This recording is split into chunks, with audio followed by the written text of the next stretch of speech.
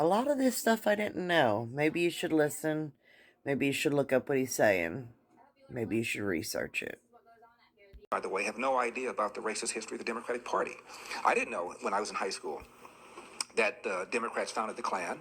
I didn't know when I was in high school that Democrats voted against the 13th Amendment that freed the slaves, the 14th Amendment that gave slaves citizenship, the 15th Amendment that, at least on paper, gave slaves the right to vote. Democrats voted against all of that stuff. I didn't know when I was in high school that more Republicans as a percentage of the party voted for the Civil Rights Act of 1964 than did Democrats. I didn't know that. I didn't know that Everett Dirksen, a Republican in Illinois, got an award from the NAACP for how he helped to shepherd the Civil Rights Bill through Congress.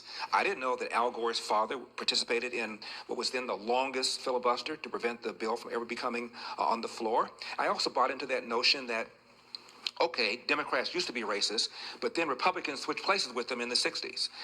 I bought into that until I found out that of all the Democrats that voted against the Civil Rights Act in the House, of all the Democrats who voted against the Civil Rights Act in the Senate, only two switched to the Republican Party, one of whom was Strom Thurmond.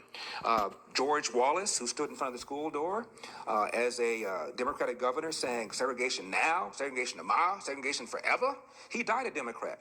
Robert Byrd, who was a Kliegel, that means a recruiter for the Klan, he died a Democrat at 100 years old in the Senate. Most of these guys never switched parties. It is a lie. The reason the South became more and more Republican is because the Democratic Party became more and more left-wing, became anti-Vietnam, anti-war, pro-abortion, and the South became increasingly uncomfortable with their allegiance to the Democratic Party, especially since Jim Crow had fallen.